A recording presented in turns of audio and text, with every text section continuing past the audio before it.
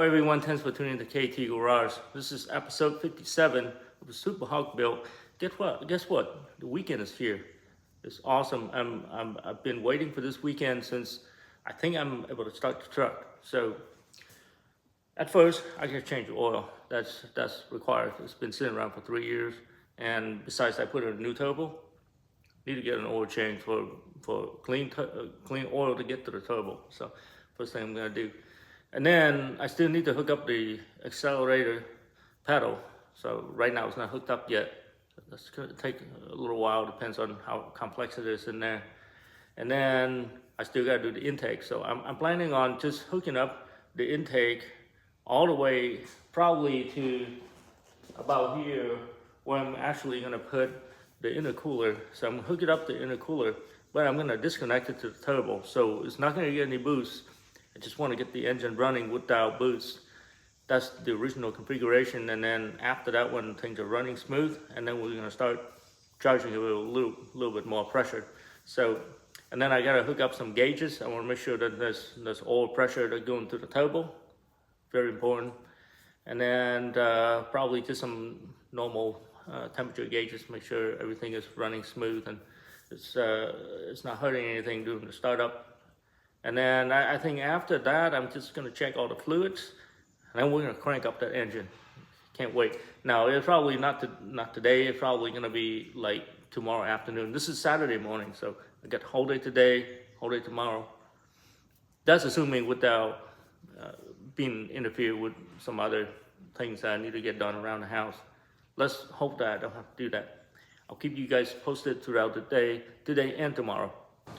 As for the oil, it takes 8 quarts of the 15W40. That's the recommended grade for the diesel 6.2 liter. It takes a S5 oil filter from STP. So very simple. I'm gonna go and get that oil change, and then we'll move on to something else. So it's super easy to change the oil on the Humvee. And the oil pan looking towards the front. You can see this plug right here. This takes a 14 millimeter to drain the oil. So here it is. It's filling up the pan pretty quickly. You can see how clean it is. It's not too bad at all for changing the oil. I just lift the pan up, let it come in initially, and then lower it down. You can see the oil is pretty dark. And this is pretty typical for diesel engines. Even you have very low mileage on the oil, it's still gonna be black or really dark due to the diesel that the engine's running. So I'm just gonna let it drain fully, and then we'll put the new oil in. So the filter is sitting right there. It's not too bad. It's on the driver's side under the truck, and it's fully accessible. So I'm gonna go in and replace that filter. All right, so here's the accelerator lever. Is right down there, and then it goes into this cable, and then of course you gotta connect to the pedal. And I already, you see, let me see, zoom in a little bit. So the pedal is right there. That's the back of the pedal.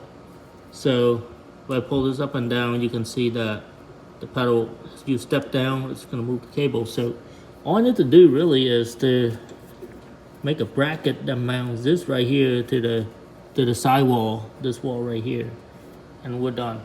So I'm gonna go ahead and get that bracket fabricated. Okay, so I found this in the shop. It's just a extra piece that laying around. I went ahead and cut this off. I cut a line here. I'm gonna fold it 90 degrees. Before that, I'm gonna drill a hole, and then I'm gonna put this in more like a gutset plate, so it's really strong, and then the hole's right there for that other piece to mount into, and then I think we're done. So here's the plan. I folded this 90 degrees already, so this is the hole where that other bracket's gonna mount to. This is mounting the sidewall. Got 2 holes already to drill.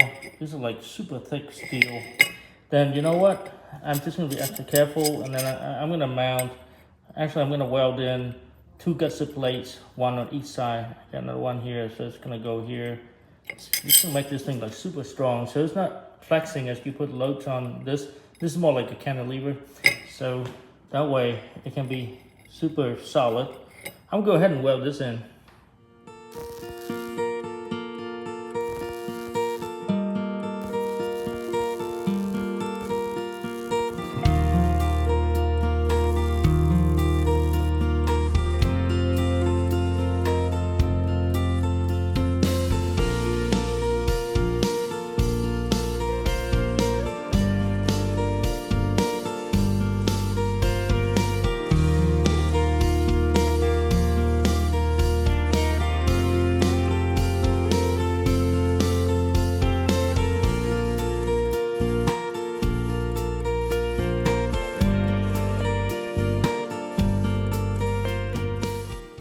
Well, here's the bracket.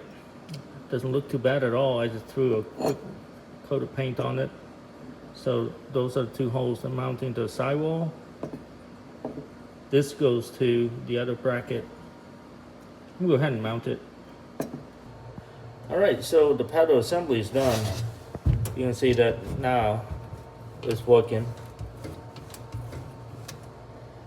Now you look towards the front where the spring is. When I press it down, you can see that the accelerator lever is moved back, and then it's also pulled back this transmission cable here. So now we're done.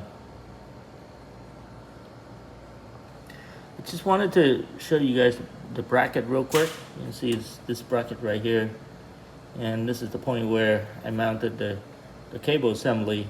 So it stops it right there, and then it pulls it down. It's pretty simple but effective. Well, I just solved another piece of puzzle. Now, this is wire 6 and 7 that I labeled from the last episode. I can find where the other end is. I was very frustrated about it. So, went online and I actually went and asked the chatbot, ChatGPT. I gave him a 511A, that's the label, and he was telling me that this is a transfer case, so guess what, it went under, and here it is. That's 7, that's 6, how about that? So, I linked the wire down here, looked like it's long enough to make the connection, so I'm going to go ahead and make the connection, tie it all in with zip tie, and we're done. So next, I'm gonna have to find a place for this intercooler for the turbo. I'm thinking of doing a bracket then mount it just like so. It's gonna sit a couple of inches above the radiator, just so it doesn't interfere with the cooling of the radiator. I don't want this to get any hotter than it should be. So go ahead and get that bracket designed and fabricated. Well, it's my usual process. I cut out paper first, made a little template, and transfer into metal. I'm gonna use a plasma cutter and then cut this. I gotta fold a couple of places and then fold up here. We'll make 2 brackets.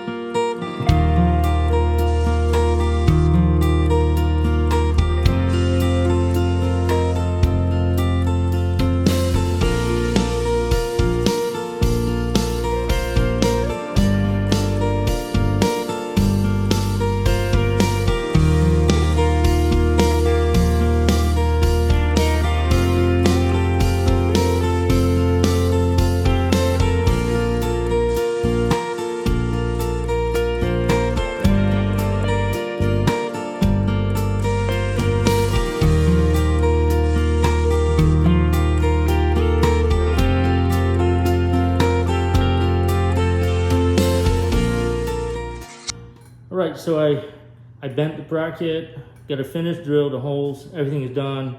I painted it. Unfortunately, it's not dry yet, so I'm gonna have to wait for a little while for it to dry. Well, the weather is definitely not cooperating today. It's been raining all day. You guys can see everything is wet, so I really can't take the car out to get it started anyway. There's too much rain. Well guys, the bracket is not quite done yet. The bracket that I just showed you, that's mounting the intercooler to the top of the radiator. So look like I'm gonna have to wait for a few days for that to dry in order to bolt it on. Besides, it's been raining like all day today, and it's super wet. It's still raining right now, so I really can't push the truck outside to start it. I'm gonna do that next week for sure, since there's very little left to do. Now the reason for me to want to install the intercooler, the intake all the way to the intercooler, is that intercooler is close to the outside where it's accessible. Now you guys all heard about the runaway diesels. Those are not fun to deal with. There's something wrong with your system, and you cannot turn the diesel engine off. You can't even shut the fuel off, because it's at that point when it runs away, it's gonna pull the oil from the oil pan and still running and destroy your entire car, might set the car on fire. So the only way you can kill it is to choke the air.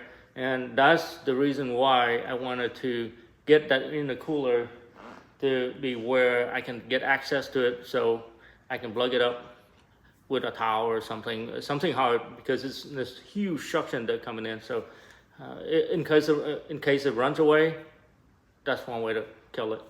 So that's the reason why I need that in order to start the truck. I know I've been very careful, extra careful. Nothing's gonna happen, but you have to anticipate all those things just for safety.